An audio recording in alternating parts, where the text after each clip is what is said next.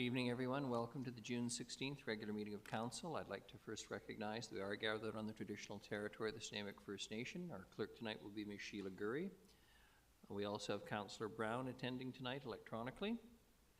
Tonight's regular meeting of Council is being held in accordance with the Community Charter and Council Procedure Bylaw 2018, number 7272. If during the meeting any member of the gallery has a question regarding agenda item, please write down your name and the agenda item on the question period sign-up sheet, which is on the table by the double doors to my left. And please note that the Council Procedure Bylaw states that questions will only be taken on staff reports, consent items, or other business items. And I might say tonight it's another one of those happy evenings where I don't have to read out the long warning about public discourse and decorum and being polite, etc., since I recognize most of your faces and you're not notorious for being obstreperous or getting out of line in public places, and don't disappoint me. I think we're safe. The first item on the agenda is the introduction of late items, Ms. Gurry, and we have a number, please. Yes, thank you, Your Worship. I'm going to summarize it slightly. For agenda item 12F, rezoning application number RA522 for 1850 Boxwood Road. We're adding delegations from a number of representatives from BC Housing, the Altus Group, Mental Health and Substance Use, Clinical Operations from Island Health, and the Architecture from Ryder Architecture.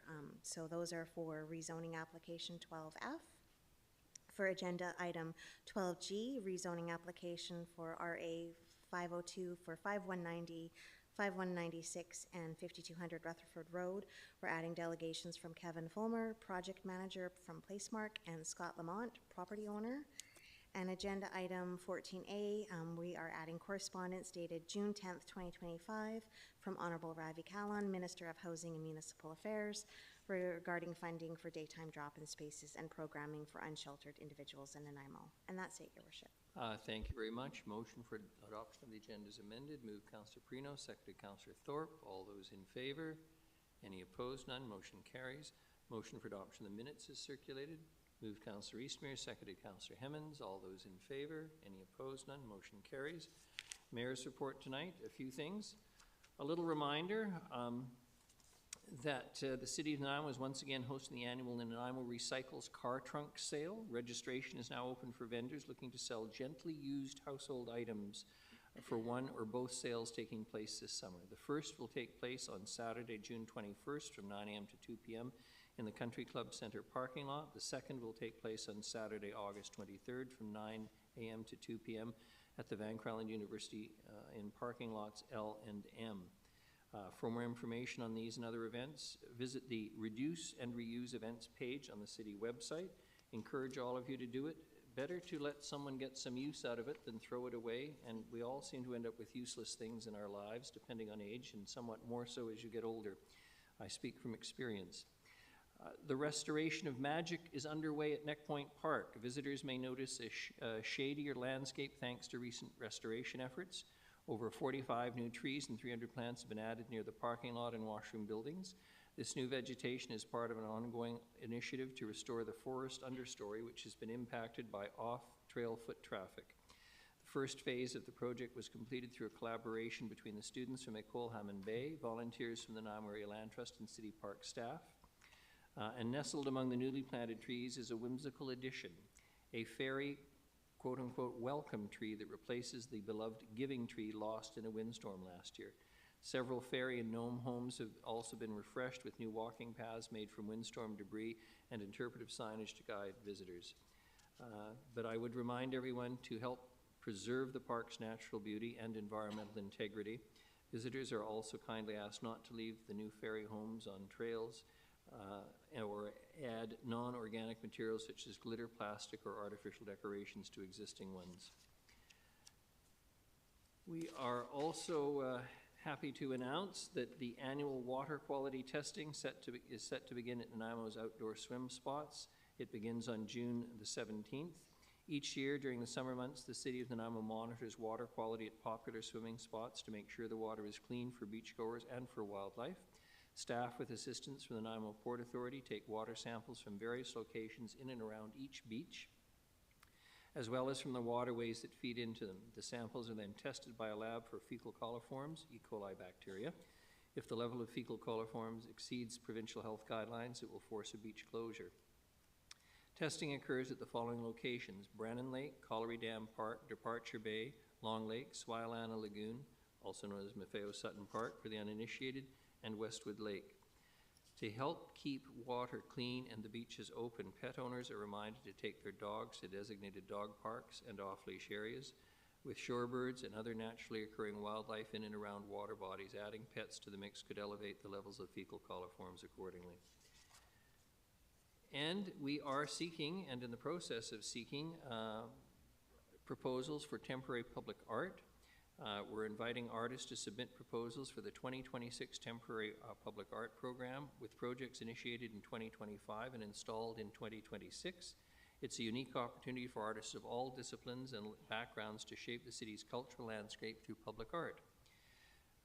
The program reflects the city's commitment to supporting innovative public art practices that enhance civic spaces, spark conversation, and build connection. The deadline to submit proposals is 11:59 p.m. Pacific Time, October 26, 2025, and you can view applications and detail requirements, etc. on the city's website. I encourage everyone who is of an artistic bent to consider applying.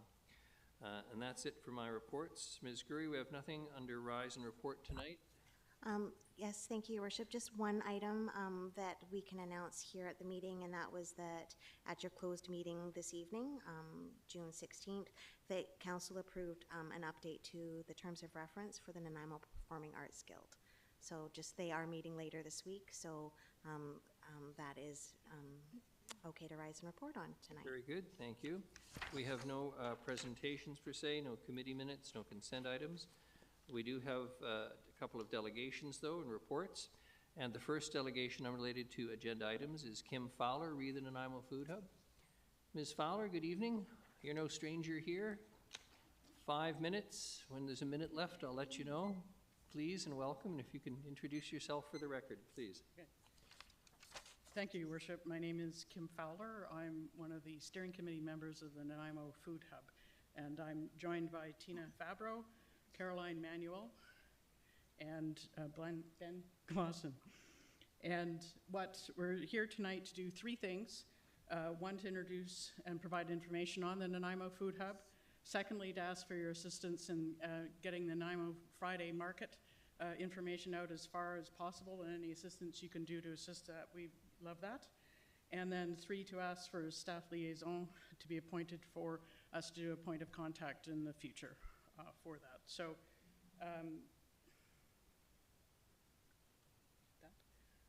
we have a vision and mission. Our vision is a self-sustaining Nanaimo-based food hub rooted in growing the connections between people and local foods. Our mission has 7 main aspects. 1, strengthen the local food economy. 2, increase connections between local food producers and consumers. That's really key. Thirdly, create alternative and innovative marketing channels. 4th, improve local food. I'll get the rest of that. You didn't improve local food infrastructure. That's hiding under the picture. Provide educational opportunities, and lastly, promote community well-being. And that's our farmers are actually out working on the site. We also have a business case as well, so we've done a fair amount of detailed analysis on that, but the vision, mission, values, and the business case are that overview. The 3 ways to engage with local food. The Friday Farm Market, as I mentioned, is Fridays 4 to 7 p.m. at Discover Montessori School. That's at 3460 Jinglepot Road, Nanaimo. And the start is June 27th, which is approaching very quickly. And then it'll run until August 29th. So you're welcome to come there for all of the vendors that are available. The second piece is that the food hub itself, we will be running a table of our own produce, but also any vendors who are interested in selling. You can come in and set up your own stall and sell, or you can give that to us to sell on our table. And there's a sign-up sheet on our Facebook page for that. But it basically is trying to connect local farmers with local purchasers. The Rico Ring Marketplace, you can shop online using our new Rico Ring marketplace for convenient pickup during market days. And you ask what that is? It comes from a Swedish phrase. I won't go into the, anyway, but it's real consumption or fair consumption. And in practice, that uses an online marketplace where producers share their goods and consumers can view and select products ahead of time, pay for it, and then just show up at the market and pick it up. So it's convenient both for the sellers and the purchasers to do that. And so we are setting that up as well. And then we're also pleased to say we just recently got the Cow Op, so that's Cowichan area, doing its thing, is coming to the Discovery Montessori School, so the same site. And starting on July 3rd, you can order from them online. So one of the things I also said is we work together. It's not a competition. We're all working together in different areas. This site is one of the few in the north end for Nanaimo for farm markets. And we're partnering now with a Cow Op to do that. And so you can order on that line Thursday through Monday, and they start delivering on July 3rd from 4 to 6 p.m. And that, again, is just some information on the Cow Op, but it's a nonprofit. And they're ahead of us in terms of their organization. What we're hoping to do is grow and be able to get some staff like they do and much more extensive sellers and products. So this is what our, we have both an Instagram page and a Facebook page there and an email. We are setting up a website, and we'll have that shortly too. But that's, and then we also do the acknowledgement of unceded territory, the Sinemak, Sinanas, Namus, Coast Salish nations. We're privileged to grow together, gather, raise food from abundant lands and waters, and to the original food sovereigns of this place. 1 minute. That's it. Do you have any questions for us? Oh, thank you. Councillor Armstrong, please. Thank you. If there's people that are interested in signing up, like farmers, et cetera, are your messages going out through different chains, or is it just through this way, word of mouth, or how are you doing that to get your message out to the local growers? Or even like households that may have an abundance of produce, because some people I just read, you know, I've got so much, come and get it, it's free type of thing. Right now, on our Facebook page and Instagram, we actually have the links to the forms to apply. We ask that people that will assume already now that they have produce to tell us which. We will have 10 marketplace days. And the market days are limited because we can only be open when the school is closed. We hope that the recurring will go throughout the year. This is just a pilot now starting in July 2. But yes, you could sign up, or you could just send us an email or a message to say you have something you would like to drop off. We ask if you drop it off to the Food Up table that we will take 20% of the cost of the sales. So when you want to drop off produce, we ask that you bring an inventory list with the price, because that's what we will use to refund or fund you the money that you have earned selling your produce. Thank you very much. I wish you lots of success. It's a great initiative. Yeah, and you. if you wish to have a table, that can be one time or all 10 times or several times. If you would like your own table, it is $10 per table. Thank you.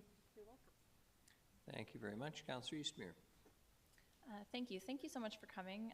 I love the vision and the mission, and I especially love the logo as well. It's really fun.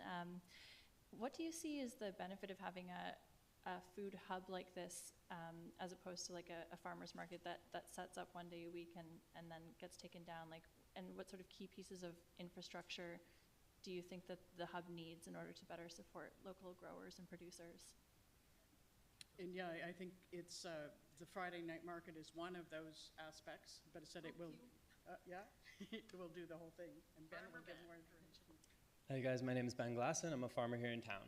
I'm the president of the Nanaimo Farmers Market, and so I can speak to how the food hub differs from a farmer's market. And that is is the scale. And so the food hub makes it possible for the mom who has product in her backyard and has that overabundance, as Councillor Armstrong mentioned, you know, this is a place where she doesn't have to come sit down and buy a booth, but she can distribute a little bit.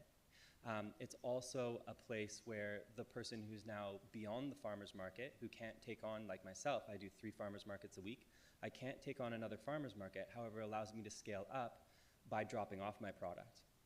And so this is filling the need for both smaller growers and larger growers than a farmer's market, as well as having an additional farmer's market in the north end of Nanaimo, which is something that is currently missing.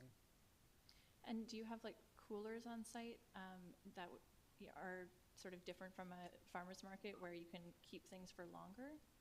Yes, ma'am, that's something that we're both working on a larger scale, as well as something that in the meantime we will have on a smaller scale. Awesome, thank you. Thank you very much. Yes, please. The food hub. Come right up to the mic. Thank you. Excuse me. The food hub as it stands right now is, we've got our market starting on the 27th, and that's sort of the beginning. But we do have goals to build infrastructure out over the next however many years it's going to take us. But cold storage is one of the most essential pieces for value-added products, taking your products and producing others. But so we're looking at grants. We have this team who's the sort of back end sort of admin and doing that kind of work, and then we have our sort of farmer group as well. So we have a working group and the steering committee. So this is just the beginning. We're sort of testing the markets and just trying to be as responsive as possible and actually sort of identify what the gaps are. We kind of know what they are, but the goal is to do some more feasibility studies and try to get more input from both farmers and customers. So yeah, thanks. Thank you very much. Much appreciate the presentation. Sorry, Councillor Gesselbrook. Thank you, through you, Mayor. Appreciate it. This is a great initiative. And just curious, are you fixed on the Montessori site location-wise, or is this something that has the potential to go other locations in that? No, it is our first opportunity because Rihanna, who is one of the co-founders, also works there, and the Montessori has school. It is a farm school. It is on agricultural land. So they have been very excited to grow their production. And they actually even have donated a big parcel of land to the food hub, where we now, with volunteers, grow food that we also will sell. Last year, we only sold the food grown by the Montessori school. We hope to expand. We have other members on our steering committee that are connected with local schools, and so it's just a start. Great, thank you. Thank you. Thank you very much. I think that's everyone. Much appreciate the presentation, and good luck. The next delegation is Diana Johnston, not just the president of the Nanaimo 2025 55 Plus B Game Society, but a Freeman of the city. And Jen Houtby Ferguson, director.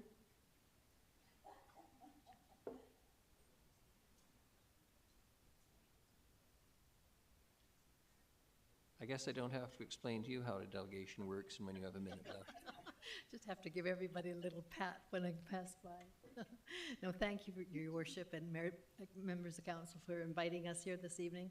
We're very privileged and honored to be here to give a short presentation on the progress we're making to date, and to thank you as well for Ian Thorpe for being one of our directors on the board. And Ian is going to be our DIAS chair, and he's going to be MC at their torch lighting this coming week. So thank you for taking the time.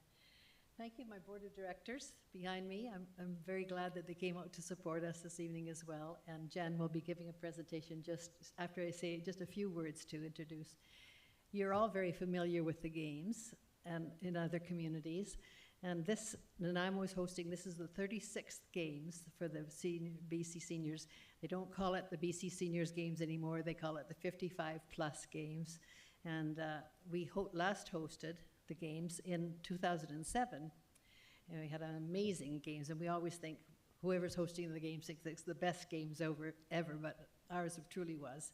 And we're going to do the same this time around. You know, the games we're only awarded the games every 20 years. So the next games won't come to our city until 2040 or 2043 or 4, sometime in that area, so many of us won't be here to enjoy them. But we're going to have a good games this season. We have been busy. We have our full board of directors. When you ratified the board the first time, 2 of our members have changed, and I think probably Ian brought that to your attention. But our administration director now is Brian Clemens, who many of you know, who is the finance director for the city, and he's done an amazing job for us. He put forward our budget just this last month, which was approved by BCSGS, and we've now received our second supplement grant, so we're very, very pleased to be able to say that we're succeeding.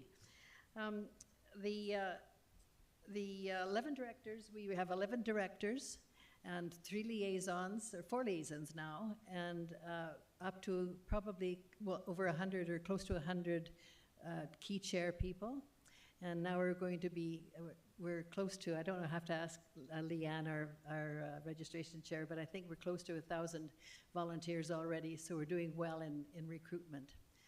So thank you for my board for being here tonight. I'd like to also introduce Corey Hurst. Corey, if you could just stand. We've been very, very fortunate to hire Corey Hurst as our operations manager for the games, and he's a real amazing man, great time management skills, and he's really helping out all of the directorates, so we're very pleased to have him on board. We, first of all, you were very kind enough to, the city was kind enough to let us use the Northfield Breast Center, which we are still using, and for smaller meetings, but we've been fortunate enough to go to Woodland School. They give us two classrooms, and coincidentally, the principal of that school is here tonight, Brett. Brett's been very helpful to us as well, so we're very pleased to be located in that area. So now I'm going to turn it over to, because I can talk all night, but I'm going to turn it over to Jen, who's going to do a presentation. Sure. Jen is our director of promotions, and we're so lucky to have her on our team. A minute and a half. I can talk really fast. Sorry, I'm just kidding. I mean, I can, but I won't. I'll give you just a very, very brief overview. I had to write down the latest numbers because our sport registration closed last night. And so our participant numbers are 2,687. And so just to put that in context, our friends in Salmon Arm, oh my gosh, our friends in Salmon Arm had 2,499. So we are ahead, is really what that means. And Diana shared already, we're really continuing to seek volunteers. And so many of you are already volunteering. Councillor Eastmuir is on my team, so I'm grateful for that. And all of the rest of you are also welcome. We really have a number of events that are happening. The kickoff event, and all of you are welcome, and I believe have been invited to our torch lighting this Thursday, June the 19th. That will be at Diana Krall Plaza, and all of Nanaimo is welcome to attend. The games themselves take place from September 9th to 13th in 20 venues across Nanaimo, many of which are City of Nanaimo venues, including the Aquatic Center, Rotary Bowl, Soroxon Stadium. You get the idea. And I want to just give a shout out to the city liaison as well, Grace Bell. She has been a tremendous resource for us, and of course with the support of Darcy Osborne as well. So this coming week, Thursday, June the 19th at 6 o'clock, we will be together at the night market. These are our proposed sports. That sports schedule is going to be finalized in the next couple of days. As I said, our registration just closed last night. Lots of volunteers needed. You can go online to our website and sign up. And if you have questions, of course, you can also reach out. And I've provided our games email address. Happy to answer any questions. Thank you. Thank you very much. Councillor Thorpe. Well, I'll lead things off, Your Worship, if I may. Thank you very much, Jen. And President Diana has run away from the microphone. That's not like her to be shy. But I'm going to make her come back down if she wouldn't mind. Thank you all for being here this evening, and I really want to thank you, Diana, and your team for the leadership that you've shown in this huge event. And as you say, 1,000 volunteers basically already, and we're looking for more. My question is, I think, something that a lot of people tend to forget about when we talk about the games. because it's more than just fun and games. This is attracting nearly, I believe, 2,700 participants to our city, plus their families and friends. And this is a huge tourism event for our city. I'm wondering, can you give us just a ballpark figure on what type of economic impact this is going to have? Oh, sure, Councillor Thorpe, I'd be pleased to. To my recollection, the Greater Victoria, who hosted in 2022, I believe, they did an economic impact study and said that $6.5 million was their economic impact to their community. Smaller community just previous in Vernon, they said 3.5. So we're hoping to be in that ball, you know, the larger number, 6 million or 7 million. That's extremely significant. What's lovely about the games is they're, you know, they stay in our hotels and they eat in our restaurants and shop and, yeah. So. Exactly. So I really, again, applaud your efforts in making this happen for our city. And I encourage all of our viewers and listeners to get involved in the games and gather here in Nanaimo, perhaps as a volunteer, if not a participant. Thank you very much. Come and have fun with us all. Thank you. I just want to say thank you very much on behalf of a grateful council and a very grateful city to all of you who are already involved, the board and everyone else. It is a tremendous and complex undertaking, as you've outlined tonight, but it's also a huge boost for the city. And I just, God, I'm hoping not putting my foot in because I haven't heard any untoward news. Being familiar with your gene pool, Diana, it wouldn't surprise me. You may not be president in the next 15 or 20 years when we host it again, but it won't be surprised me at all if you're there volunteering. Well, maybe in an honorary role. But I have to tell you something fun. My mother's going to be 106 this August. And at the moment, she's going to be singing the national anthem at our games. So God willing. So she sang for me this weekend and sang it beautifully. So there you go. Tell her I'm personally looking forward to it.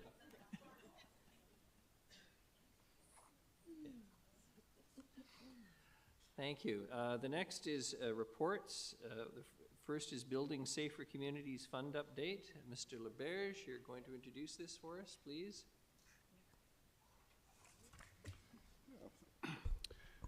Thank you, Your Worship. Good evening, Council.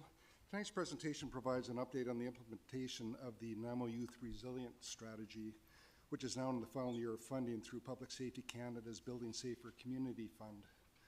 This initiative is a strong example of what's possible through community collaboration. It supports youth who are at risk in Nanaimo and demonstrates the city's ability to work effectively across departments, including public safety, parks, rec and culture, and finance, to develop a strategy and manage the associated grant funding. In particular, I'd like to acknowledge the work of our social planning team, Christy Wood and Rosalie Sowry, who have coordinated this project and its many stakeholders over the last 3 years. Tonight, you're going to hear from a number of special guests.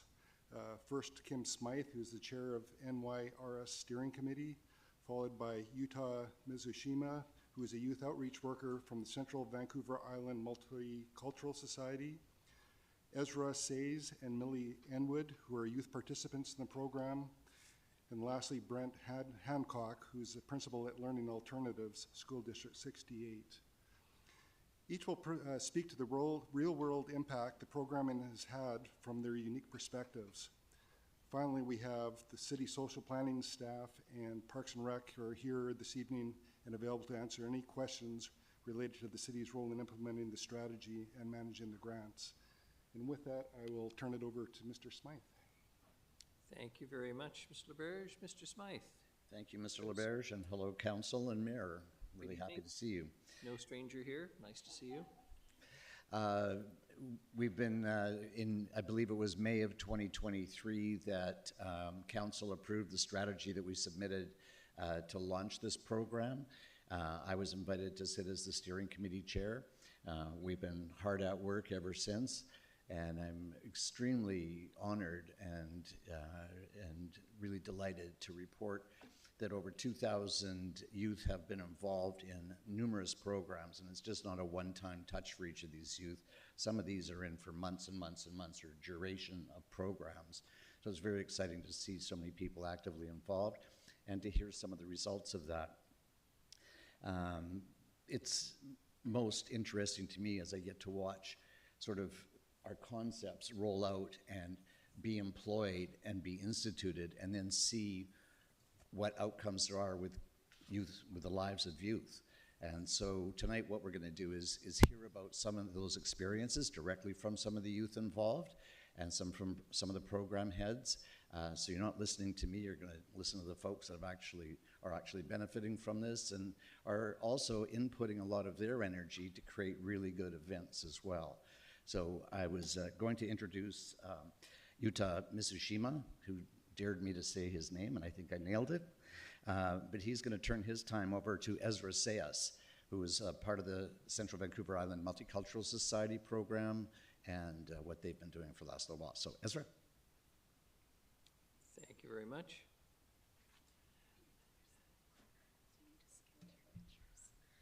Good evening, welcome. Hi. Good evening, Mayor, councilors, and community members.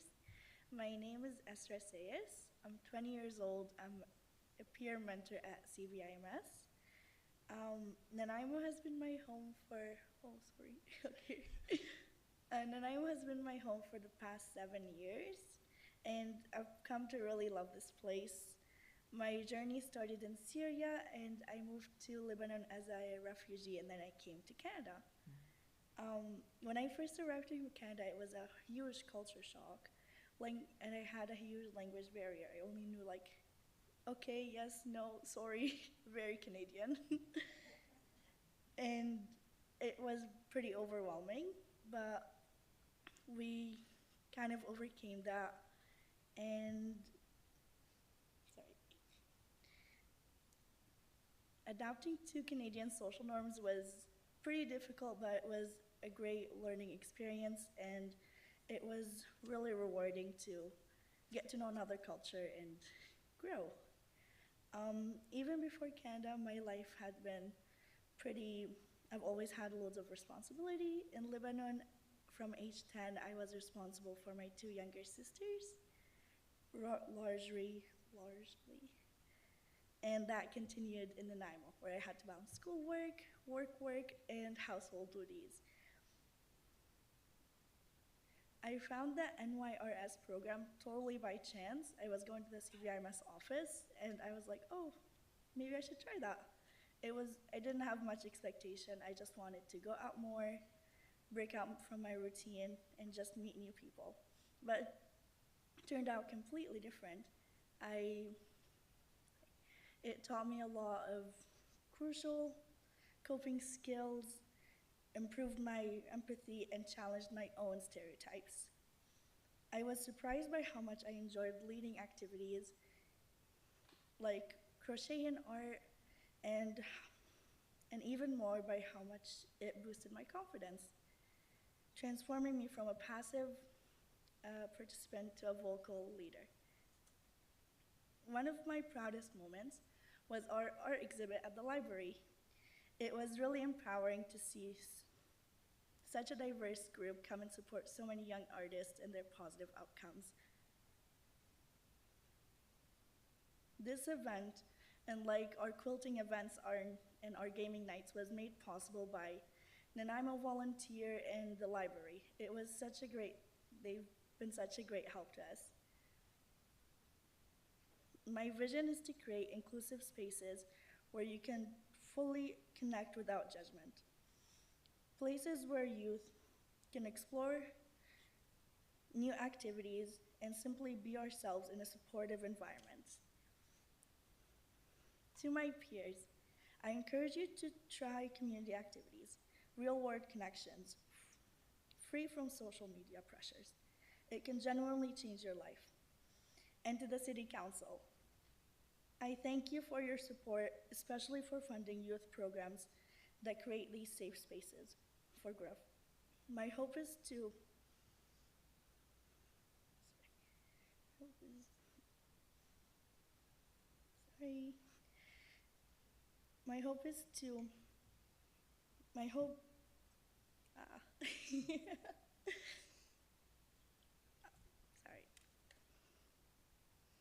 My hope is that Nanaimo continues to invest in youth-led initiatives because they are truly making a real positive impact on our community.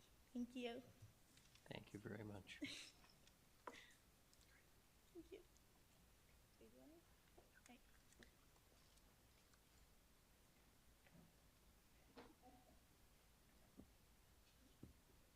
Mr. Hancock, good evening.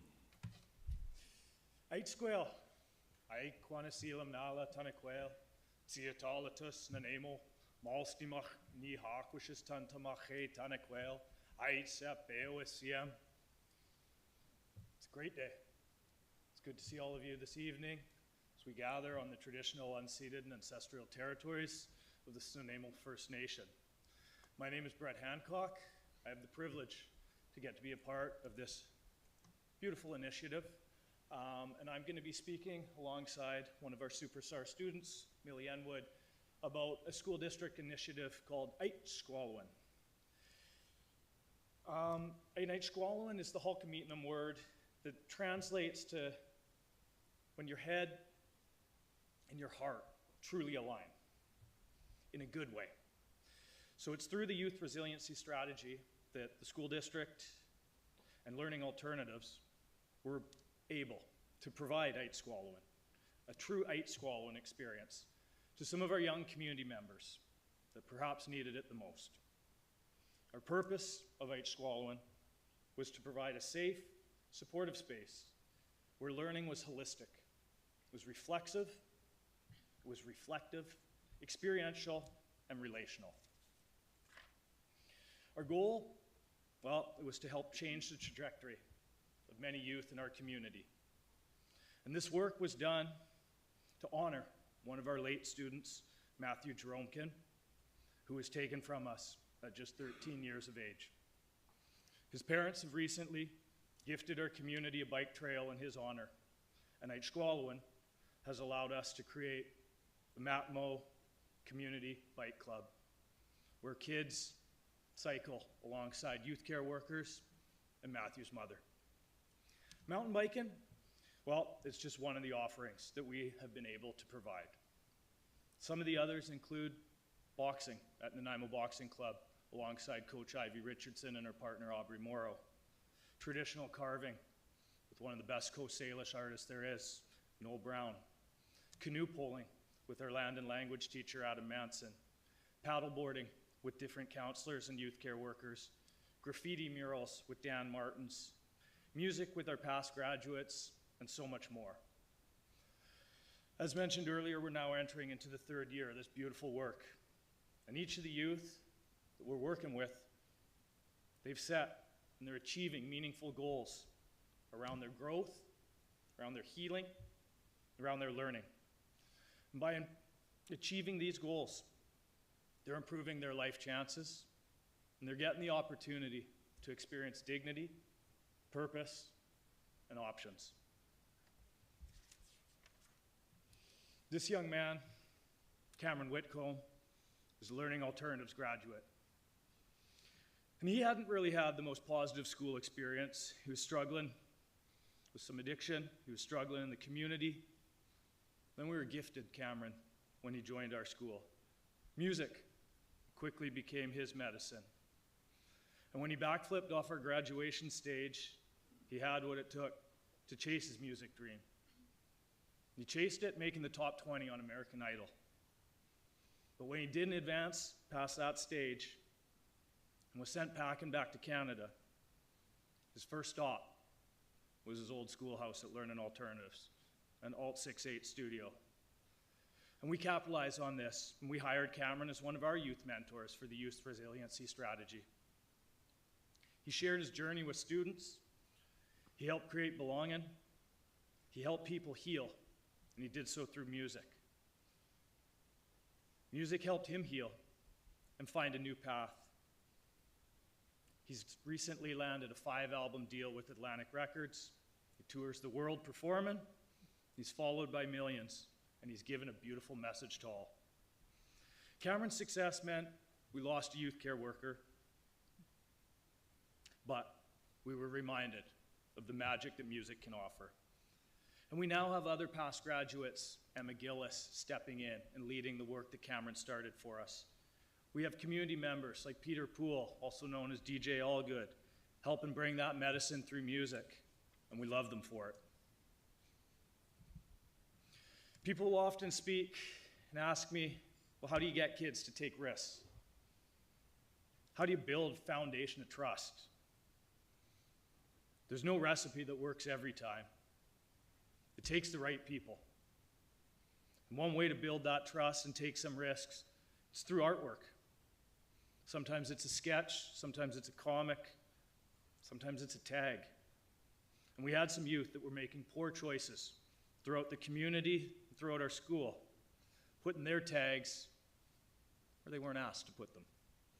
And this inspired me to try something a little bit different, something outside the box. And we provided graffiti art projects to youth so they could express themselves and put a mark on their school and their community in a good way. And these murals, these projects, they brought kids back to us, kids that we thought we'd lost. And now their artwork, it's in the halls, it's in our gyms, it's a place where they come show their parents. And we're putting the finishing touches on a new school sign that allowed over 100 kids to contribute. We just finished a mural for a youth that we recently lost to cancer. Christopher Uteless Tom will now forever hold a space in our school, in our community, and in our hearts.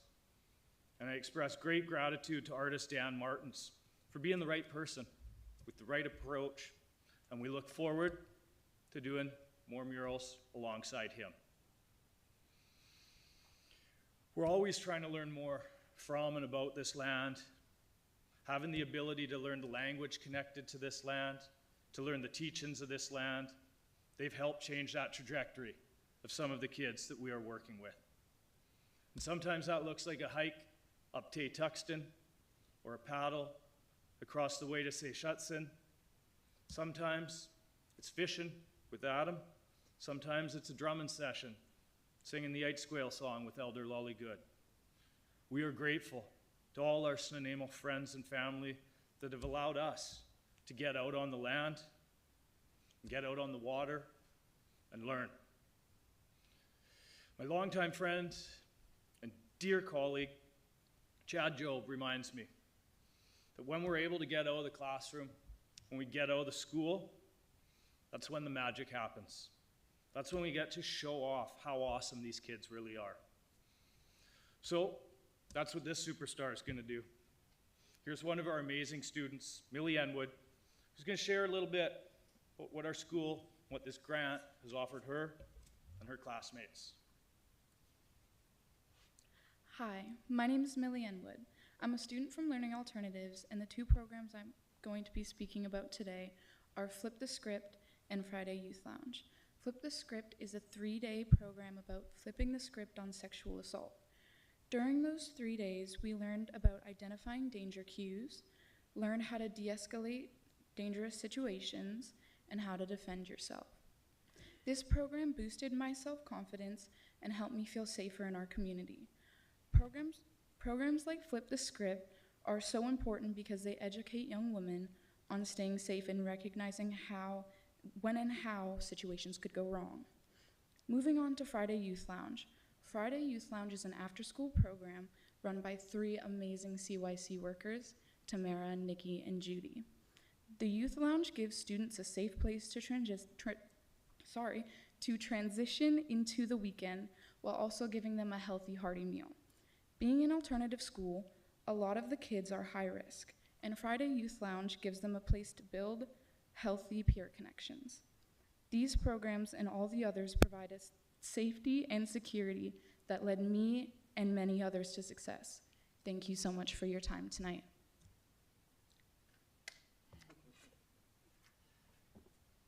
Thank you. Councillor Armstrong.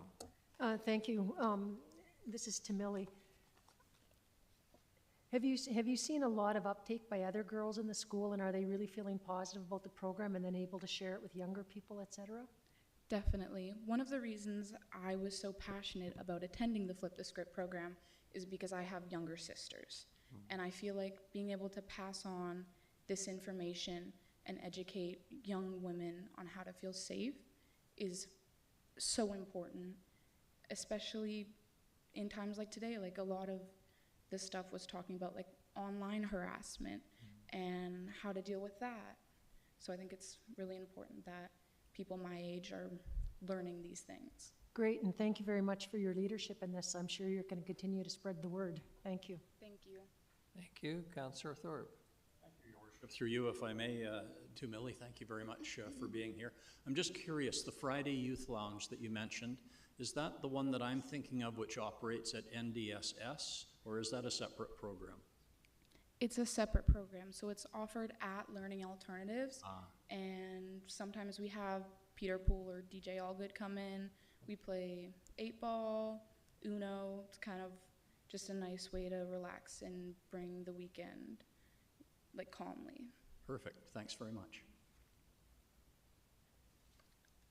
I'm not seeing any other questions. Thank you to all the presenters tonight and for everyone and for staff. Sounds like... I'd just like to thank Council for continuing to support this program up until its end. And you can see from Millie and Ezra how much this really matters and what a big difference it makes in our community. So thanks. Councillor Gesselbrock, always late to the parade. Councillor Gesselbrock. Thank you, Mayor, through you. My question was regarding just the funding. Like, I understand it was a 3-year funding amount, and it sounds like there's been a lot of programs that started and a lot of interconnection between different services and that. But I'm just curious, like, has there been any indication of continued funding being made available for this, or is the hope is just building sustainability into the programs now with the funding gone? I'm just curious if there's going to be a gap created, or what sort of the ongoing plan is as this wears out, because it sounds like there's been an incredible amount of benefit to the community, and it's really lovely to hear sort of the stories of how this money's been used. So I'm just curious what's next. Well, one of the challenges that we put forward to the 8 organizations that were successful in getting funding was that you needed to work on sustainability as well, and not just take this, do the program, say that's the end, and what's the next thing down the road. So each of the organizations are looking to find ways to sustain the funding. At the same time, very, very we really stressed to each of the organizations that what we needed to do was find collaboration and coordination between them all, so that there wasn't overflow or overlap between the services that they were offering. And we were very, very successful in doing that. So I think the money has gone a lot further than it may normally have gone, simply through that coordination. And we continue to look for continuing funding. There was some talk in the federal election that the Prime Minister was saying that, he supported this program, would be looking for funding to continue it, but that's one talk. Just to follow up on that, I imagine, just hearing the stories that have been shared, and then I'm sure that there's been sort of, anecdotally or even more quantified, decrease in sort of interactions with youth, and I think you were telling me earlier with school police officers and that, but just a way to be able to just kind of how you did it here, package what happened here in Nanaimo, to be able to communicate to the federal representatives and where that funding came from, to be like, hey, this is really good bang for your buck. Let's continue on, supporting our youth and our communities, because it has the biggest payoff, compared to anything that we're funding. So.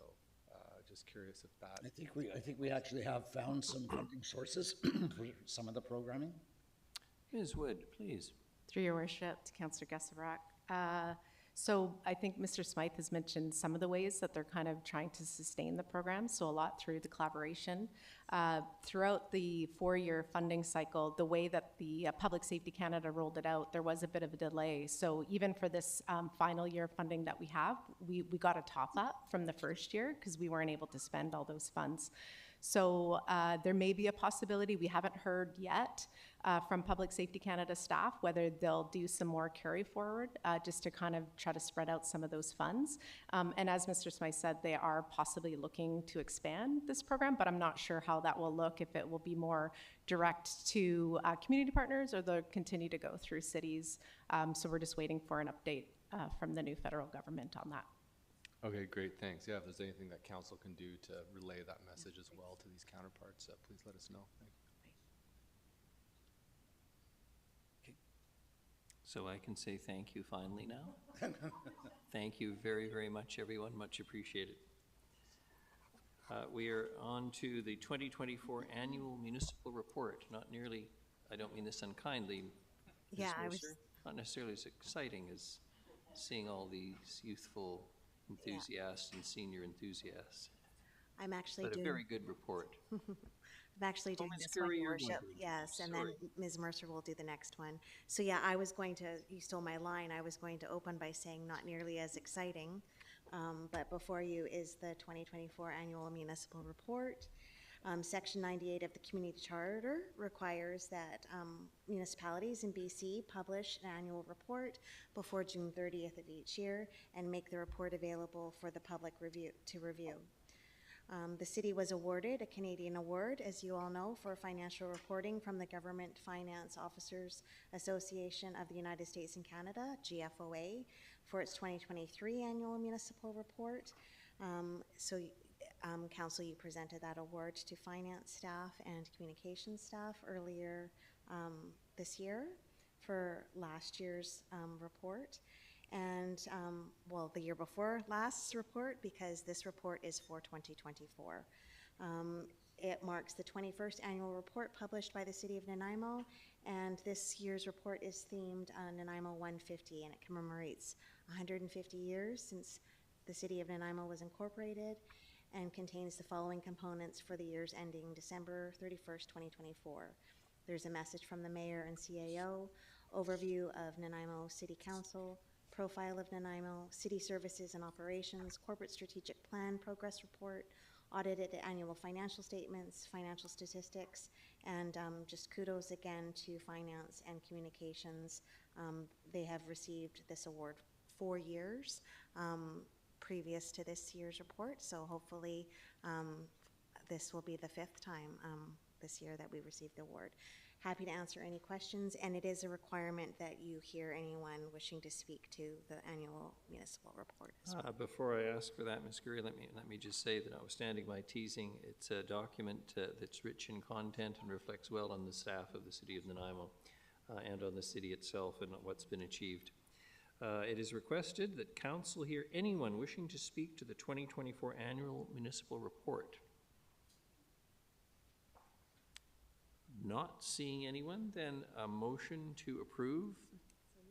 Moved Councillor Hemmons, seconded Councillor Thorpe.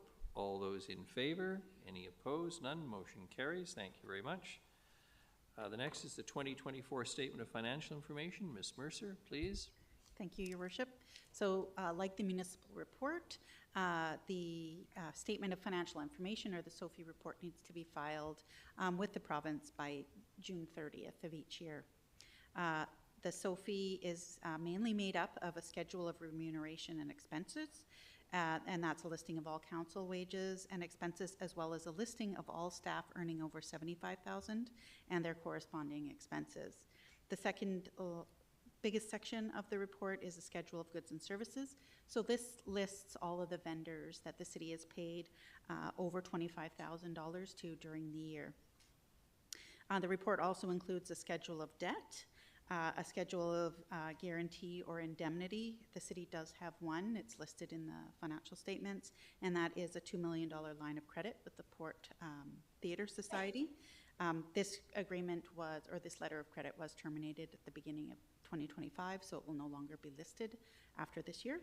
And there is also a schedule of severance agreements, and of which there were none in 2024. I'll just make a note that the threshold for the $75,000 wage limit and the $25,000 limit for goods and services, those haven't changed since 2002. So the list gets longer every year, just because of the costs of staff as well as vendors have increased significantly since then. So this report will continue to get bigger each year until those numbers are updated. And we're looking for approval. Thank you very much. Any questions? If not, motion to approve. Move Councillor Armstrong, seconded Councillor Hemmens. All those in favor? Any opposed? None. Motion carries. Thank you. The next is 12D, Covenant Amendment Application Number CA 21-1179 Seafield Crescent. Mr. Holm, a lot of paper for something that looks pretty straightforward, but necessary. Yes? Yeah, thank you, Your Worship. Yes, a lot of paper. At this point, Council's received this on May 26th, provided direction to notify with respect to this proposed covenant amendment. Notifications taken place, and tonight there's an opportunity provided for anyone wishing to speak to the proposed covenant amendment per Council's covenant amendment policy. Happy to take any questions. Thank you. Thank you very much. Is there anyone here who wishes to speak to Covenant Amendment Application Number CA 21-1179 Seafield Crescent? I wasn't expecting a rush of speakers. Councillor Hemmens moves the recommended motion. Councillor Armstrong seconds. All those in favor and any opposed? None. Motion carries. We're now on to the Woodgrove Area Plan Phase 1 Engagement Summary and Phase 2 Growth Scenarios. Mr. Holm, you're going to introduce it, and then I think you'll be passing it off to Ms. Biggin. Yes, thank you, Your Worship. I'll very briefly introduce and then pass to Ms. Kasia Began, the planner that's managing this file. So this is a Woodgrove Area Plan update. Woodgrove is, as Council's aware, a secondary urban center according to City Plan. The city's undertaking through funding from a Complete Communities grant that was received jointly with the Regional District of Nanaimo. The city's undertaking an area plan, which is the first area plan for the an urban center, in this case secondary urban center under City Plan. This will provide, Ms. Began will provide an update on Phase 1 engagement results and the Phase 2 growth scenarios assessment for Council. Thanks. Thank you very much. Ms. Biggin, good evening. Welcome. Good evening, everybody. Thank you, Mr. Holm. Okay, I'm going to provide a high-level overview because this is quite a detailed assessment that we did, but just provide a sense of the assessment that we did and the findings. I don't have a clicker. Thank you. Okay. So just a reminder, this is the boundaries of the Woodgrove Secondary Urban Center, outlined in red, and it is adjacent to the district of Lantzville, and it's in North Nanaimo. So we're currently in Phase 2 of the project, which means we're looking at various growth scenarios, and those growth scenarios build off the findings of Phase 1, which, as a reminder, was looking at the current state of housing, transportation, infrastructure, and access daily needs. And we sought feedback from the community on those findings, which I'll be presenting tonight. So who participated? We got over close to 1,300 people directly engaged in this project. That included 90% of Nanaimo residents. It included 63% women. And we had about ages 20 to 65 plus. We did reach out to youth, so we did have engagement with children at Pleasant Valley Elementary School as well as Magura Elementary School. And we did reach out to the high school to get representatives from teenagers, but unfortunately we didn't hear back from them. So overall, pretty good representation. And we had 80% of the respondents are property owners and 20% are renters. How do we engage with them? We did everything from social media posts to newspaper articles and ads, bus posters, media releases, radio interview. We had the project page, and we sent out e-notifications. All right, so key findings. So for housing, we had strong support for more density, a mix of affordable housing types and building forms, which reinforces what we heard during City Plan Nanaimo Reimagined. As for transportation, we heard calls for improved pedestrian safety, better cycling infrastructure, more frequent transit solutions, as well as solutions for traffic congestion. Access to daily needs. There is a desire for more green spaces, parks, as well as a community and recreation facility, support for local businesses, and enhanced public amenities. And lastly, for infrastructure, we heard concerns about stormwater management, sustainability, and electrical capacity, with limited focus on traditional utilities like sewer and drinking water. And so for more information on the findings, you can find it in the Phase 1 engagement summary report on the Get Involved page. All right, moving on to Phase 2, which looked at growth scenarios. The purpose of Phase 2 is to look at understanding the implications that future residential and commercial growth may have on the transportation and infrastructure network, as well as residents' abilities to access their daily needs. We also wanted to understand what actions would move us closer to achieving a complete community in the Woodgrove Urban Center. So very high level, we looked at 3 growth scenarios, and the population ranged between 2,500 people to 7,500 people, and we had ranges in terms of new retail space proposed as well. And these projections are informed by City Plan Nanaimo Reimagined. So the 3 scenarios assume a 30-year time horizon, which aligns with City Plan. It's also important to note that each scenario assumed a mix of uses and building forms already established in City Plan, so that we didn't rethink that, we just went with the policy supported in City Plan. So for scenario 1, the parameters, or we can also call assumptions, included new road and park and open space at the Bowers District, which is reflective of the existing development that is proposed. And beyond that, we didn't propose any additional changes because this scenario reflects what's currently proposed for development, which is equivalent to about 2,500 people. So for scenario 2, quite a bit of assumptions assumed. First includes moving the transit exchange to a more central location, a new recreation and culture facility, as well as elementary school, which is represented by the blue dot, new ring road and infill of pedestrian and cycling infrastructure within 800 meters of the new transit exchange, as well as new parks and open space. And I want to say that the desire or the need for a new elementary school came from an assessment completed by the school district. Moving on to scenario 3, it was then assumed that many of the same assumptions from scenario 2 would be moved on to scenario 3 because this is builds as population grows. However, it includes complete infill of sidewalks and cycling infrastructure, as well as a new road through the Woodgrove Mall site and some new multi-use path to connect parks. What are the findings? So for scenario 1, overall, the results for transportation showed not much improvement in the transportation network.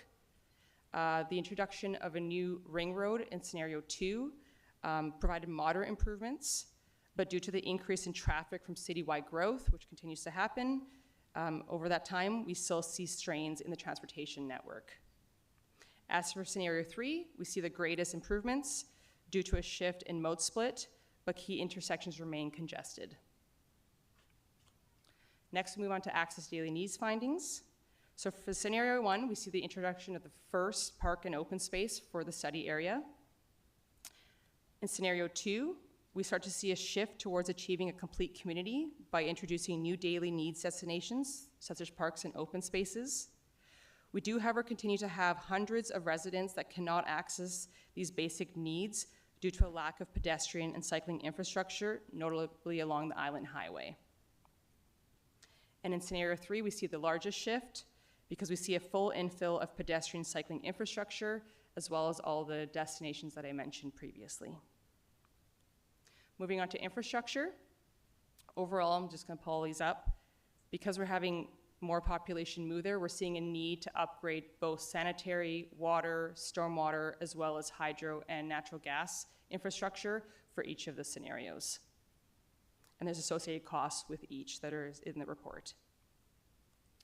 So in regards to next steps, we begun community engagement as of today. There's a survey currently available on Get Involved That survey provides the public with a high-level overview of the findings and then seeks feedback on those findings. And we're hoping to use that information to inform phase 3, which will be looking at what policies, actions, perhaps design guidelines that make this area unique should be included within the Woodgrove area plan to achieve that complete community that the community wants to see. Thank you. Thank you very much. Councillor Perino. Thank you, Your Worship, and a question through you. Thank you. This is really helpful. I appreciate it. I'm just wondering, you talked about a ring road in the phase 2, and I'm just wondering where that would be. Through the chair to Councillor Perino. So the ring road is proposed to connect Kalinda to Alds Road. So that would be passing through the Costco site, a new intersection through the Island Highway, and then through the Woodgrove Mall site. Okay. And a second question, if I may. You talked about obviously improving the pedestrian transportation along the highway. Would that be under our jurisdiction? Yeah. So through the chair to Councillor Perino, yes. The Island Highway is the jurisdiction of the Ministry of Transportation and Yes. Transit. Yes.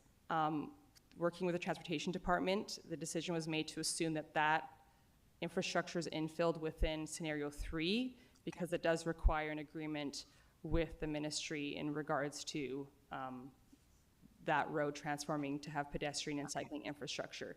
And so likely one of the actions that will come out of phase 3 is to how we could do that. Some kind of, yeah, exactly, how do you achieve that? Good, that'd be great. Thank you so much. Thank you. Thank you. Councillor Armstrong. Thank you. I did the second survey today and found it very confusing. I was very confused, so I don't know how people will be, and I talked to 2 others that did it, it's the same thing. So is there a chance to maybe fix that a bit? Because we weren't sure what you were looking for or what you were asking for. Because it just sounded like, just give me a general comment. And I found it very difficult to follow all the different charts and stuff. Yeah, through the chair to Councillor Armstrong, I agree. It was very challenging putting the survey together with our consultant. It's a very complex topic. There's quite a bit of analysis that went into it.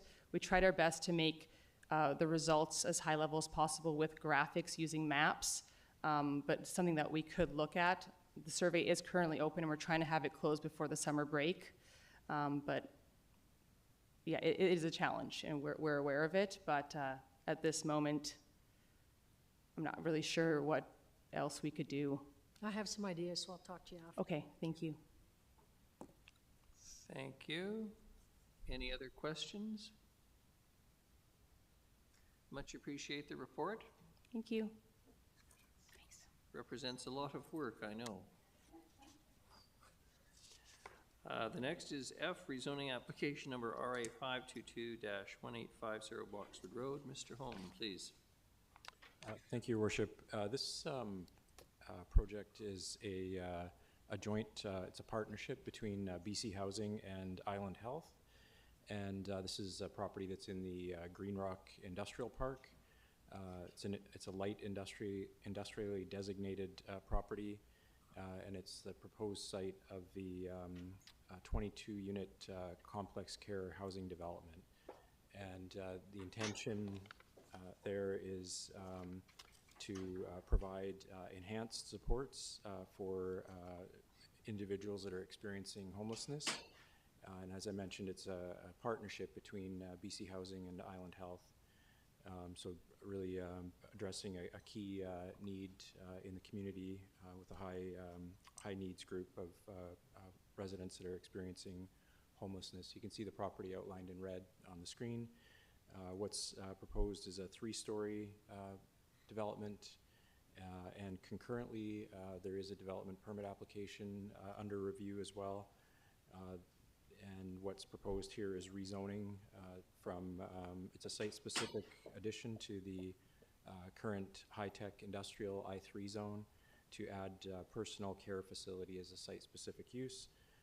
There are policies in city plan to support such a rezoning, and I'm happy to take any questions. I know there's a list of delegations available online as well to speak if necessary. We have representatives from BC Housing as well as Island Health and their consultants as well. I'm happy to take questions. Obviously, this is an important project for the city. I should actually add that the applicants undertook consultation April 3rd, held an open house. There's a summary report of the consultation attached. If this were to proceed with readings tonight, it would be scheduled for public hearing in July. Thank you. Thank you very much, Mr. Holm. Councillor Perino? Thank you, Your Worship, and just a question through you. Island Health and BC Housing are working together on this project, is that right? So Island Health will be providing the wraparound services, is that? I think yes, there's jointly with the operator as well. Okay. The proponents can speak more to some of those details if council's interested, but definitely Island Health is heavily involved in this as well. Okay. It's, oh, well, I'll leave it at that. Thank you. Thank you very much. Now, Council, you can see from the agenda, Councillor Armstrong, that we do have a number of delegations. You can ask questions of them. They're prepared, but otherwise they're not planning to present, is my understanding, as Mr. Holm indicated. My question is around security. Will there be security on site? Mr. Holm? I know there will be 24-hour staffing. I can't speak to security. That might be a better question directed to a proponent. Yeah, I just referenced that was the concerns of the neighborhood as well as the businesses. Thank you.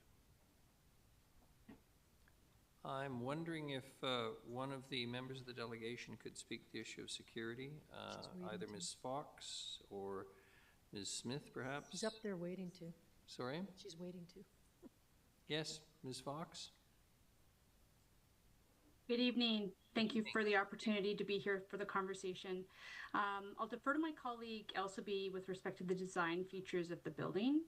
For the staffing component, complex care is supportive housing with additional health-related supports from Island Health. And so in terms of the staffing model, it will be for the supportive housing provider who will operate the site, a minimum of 2 staff 24/7, as well as various staff who are coming and going throughout the day. A follow-up, that's not security. I'm asking for actually, will there be security on site similar to what Vancouver is now mandating? BC Housing will not be funding security to the provider. It would be for the security features of the building and then the staffing that would be provided by BC Housing Funding and Island Health. Thank you. Thank you. Thank you. Councillor Hemmons? Thank you, Your Worship. Just can I please have confirmation that that staffing ratio is the same for complex care as it is for supportive housing, or are there more staff supports for the complexity of the people living there? Ms. Fox? Or one of the... I think maybe perhaps Lisa from Island Health could speak to the health supports that will be on site. Yeah, sure. I can't turn my, oh, there we go. Sorry, is that Ms. Murphy? Thank you. Maybe I'll just back up a second. And in terms of security, there's no plan to have security staff on site. We are working through the different security systems to ensure that staff and all clients are safe. So it is a conversation that's happening around what the building requires. In terms of staff, Complex Care Housing Phase 1 has Island Health, mental health and substance use, and healthcare aides, for example, reaching into those sites. In Phase 2, we are located there. That's our home base. That's those teams' home bases. The plan at this point is we wouldn't be there 24/7, but we are there extended days. And those are, again, kind of dynamic conversations right now as we understand and have learned a lot from Phase 1, particularly around what people require in terms of nursing services and what level of care they require to do well in those environments. So as Jen said, 2 staff from BC Housing, the nonprofit, they're 24/7, and we have, fair to say, planned a robust staffing model similar to Phase 1. So yeah, you're right. It's housing with, I would say, enhancement plus supports. Yeah. Councillor Hemmons, anything there? Thank you very much. Councillor Perino. Sorry, Your Worship, just, I was just hoping we would get into this a little bit more. I'm just wondering if someone might be able to explain for the public what complex care is and whether or not this would be considered a dry facility? I can probably speak a bit to that. Terms like dry facilities are complicated for sure. Of course. Complex care housing is a name that kind of came to us all. What it means for, I think, me as a mental health and substance use nurse is that there are people with complex needs.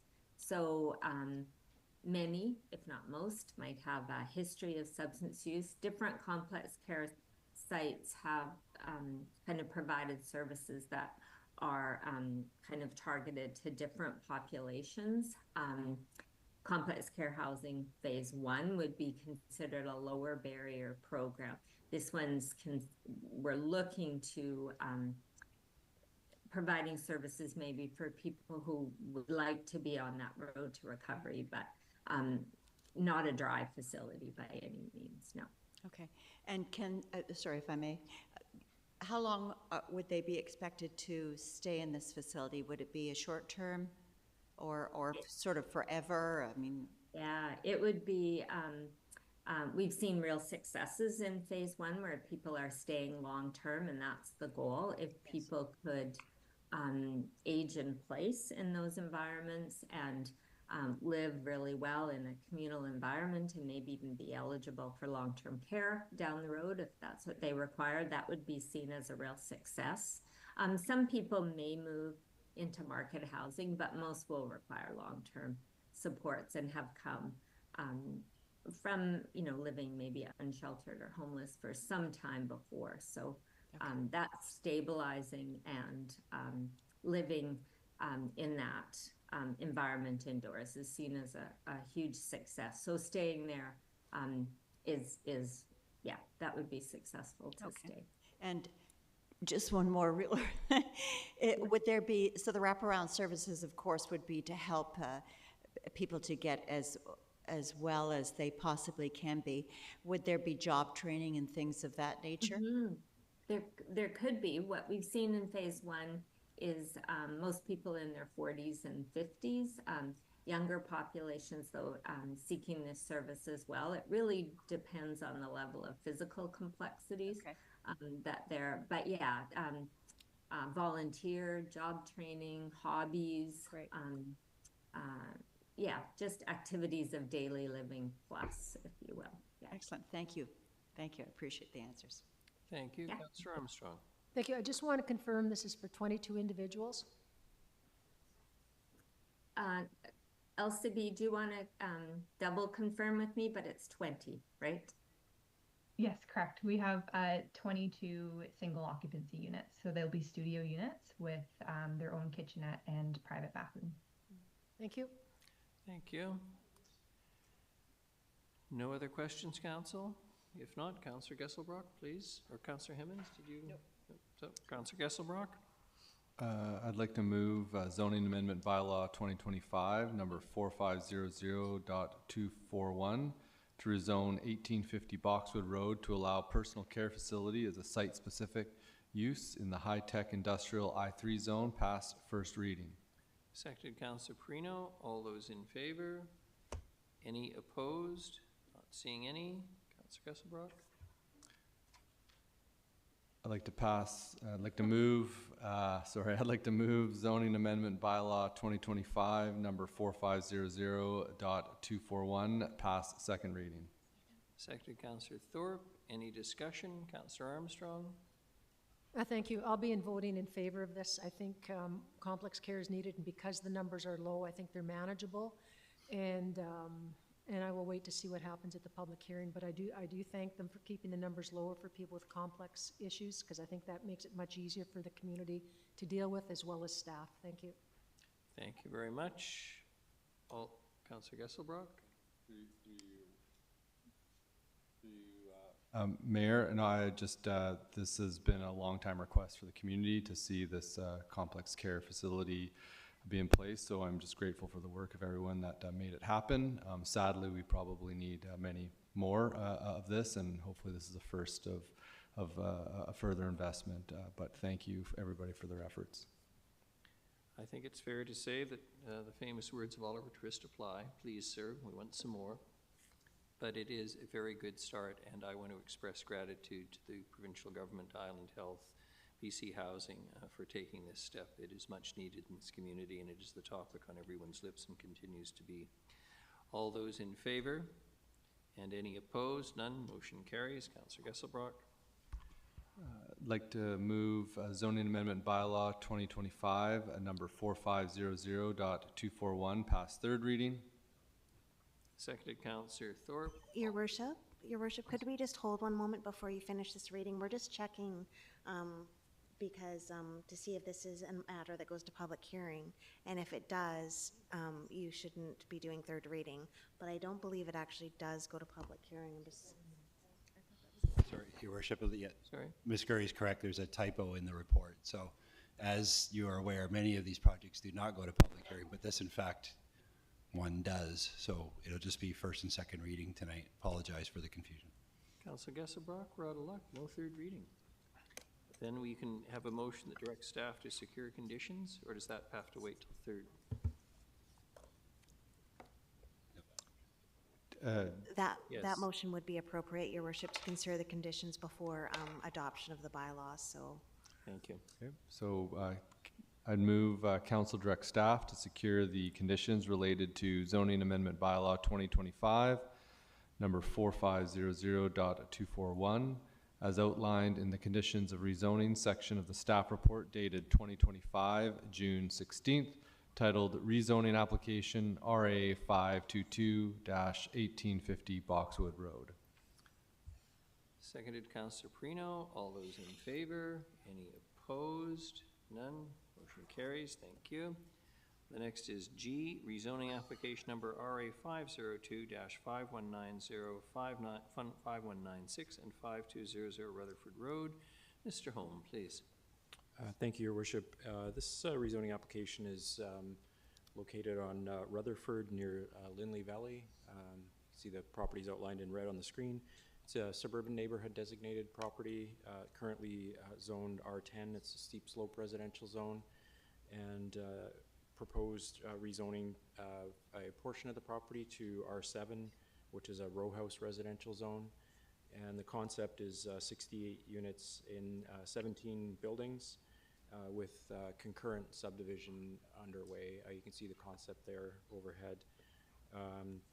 In this case, a public hearing is prohibited as the proposal is residential, so prohibited from holding a public hearing under the provincial legislation. Notification has taken place prior to council's considerations of bylaw readings tonight. I'll just touch on a couple of details. In this case, proposed access to the property would be a right-in, right-out on Rutherford Road, and a full movement access, a second full movement access on Lindley Valley Road. A public information meeting was held December 11th by the proponent, and community amenity contribution proposal for the rezoning includes park dedication and a trail connection on the southern portion of the property, as well as road dedication and off-site improvements, including a raised pedestrian crossing on Lindley Valley at the east leg of that intersection at the roundabout. Happy to take any questions, and yeah, that's so consistent with official community plan policy and up for council's consideration for bylaw readings. Thank you. Thank you very much. Councillor Armstrong? Thank you. Looking at this with interest. At the Public Safety Committee meeting, we had a lot of issues come up about the roundabout and the issues for pedestrian safety as well as cycling safety. With this new project, is there an opportunity to engage with the developer to improve that intersection so that it eliminates some of the concerns we've heard? Yes, through your worship to Councillor Armstrong's question. So the proposal would include a raised pedestrian crossing on the east leg of the roundabout, which would improve pedestrian safety in the area, as well as slow vehicles down in that movement on and off of the roundabout at the east leg. So overall, and as well as frontage improvements on Rutherford. So overall, it would improve pedestrian safety in the area. And that was something that was identified as a community concern, as you mentioned, as well as a technical concern through the staff review, and the off-site works and the frontage works would help address pedestrian safety. I'm still concerned about that because I don't think a raised pedestrian crosswalk is going to make any difference to the concerns that have been raised because people just aren't looking. So I do know that staff had some other ideas around that, so I'm wondering if they could work with the developer to try and implement the solutions our staff have seen, according to Mr. Rose on Wednesday it was, we heard from him. Through your worship again to Councillor Armstrong, so the works that would be provided through this development would be limited to the frontage works and the off-site works that I've spoken to, the raised pedestrian crossing as well, but and the trail connection within the park and proposed park. But there are opportunities, and staff is evaluating opportunities for improvements generally to the roundabout.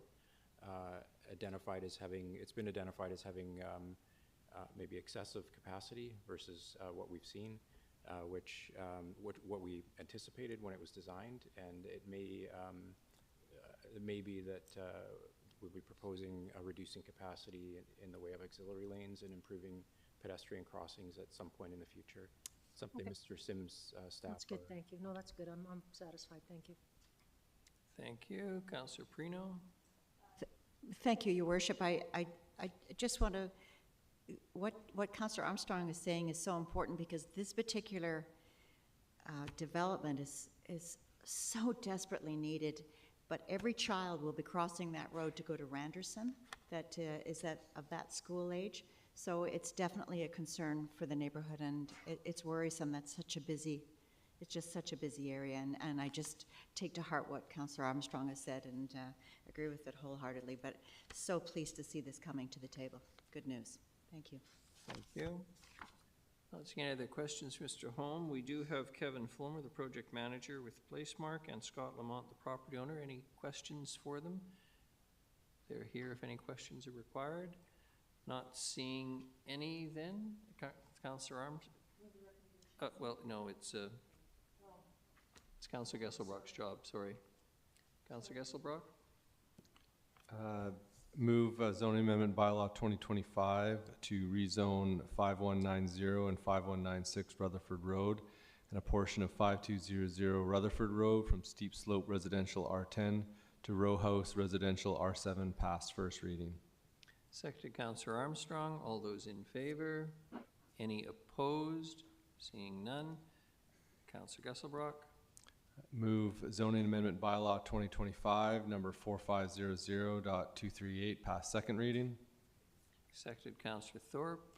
Any discussion? Not seeing any. All those. Sorry. Sorry? Yeah, thank you through you, Mayor.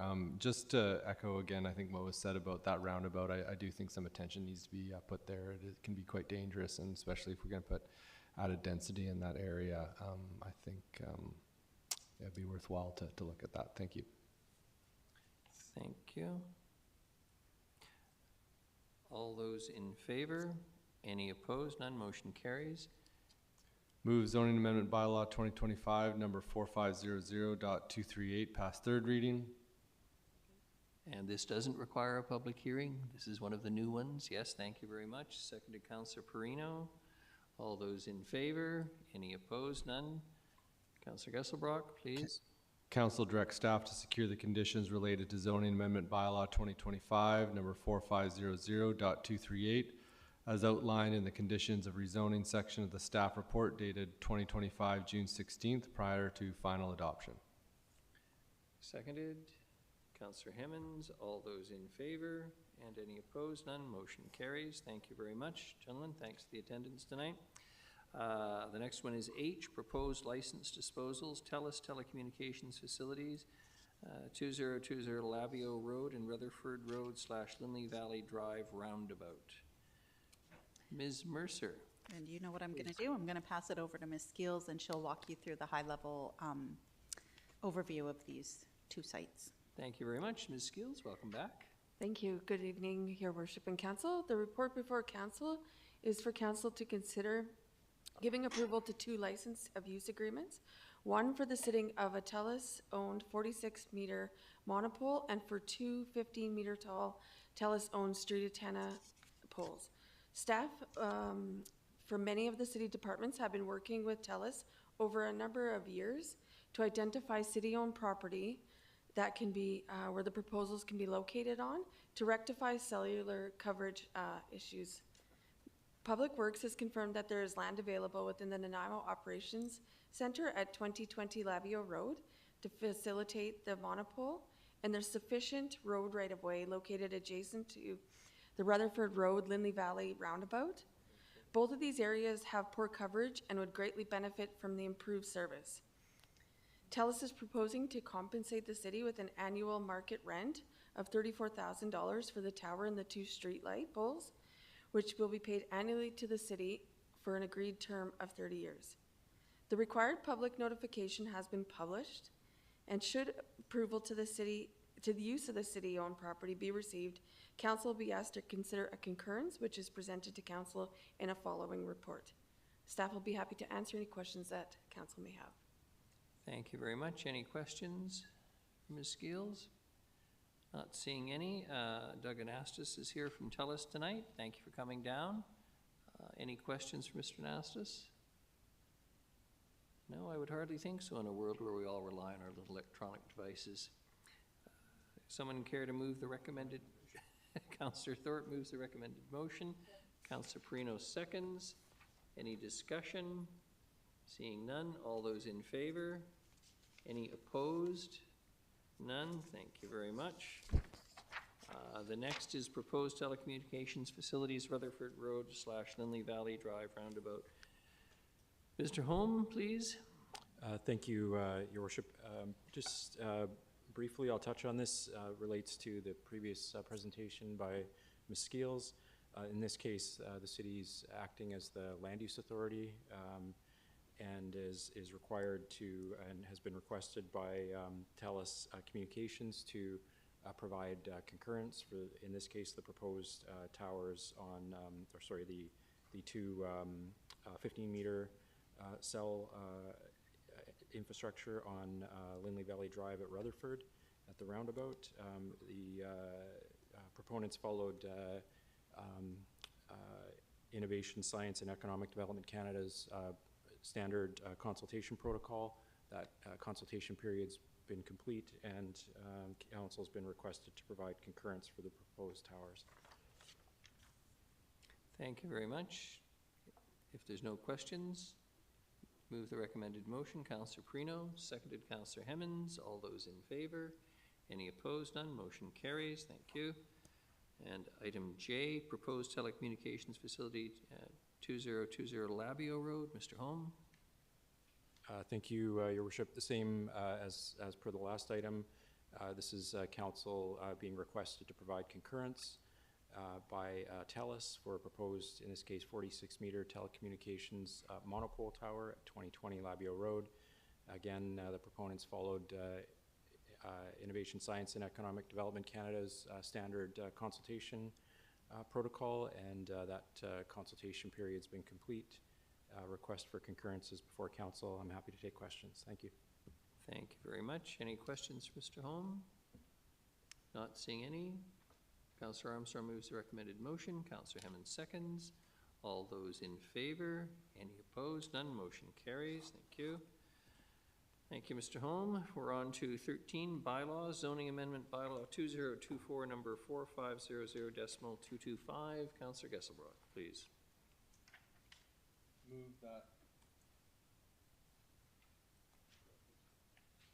Move that zoning amendment bylaw 2024, number 4500.225 to rezone 330 and 338 9th Street from single dwelling residential R1 to low-density residential R6 with a site-specific floor area ratio be adopted. Seconded, Councillor Armstrong. All those in favor? Any opposed? None. Motion carries.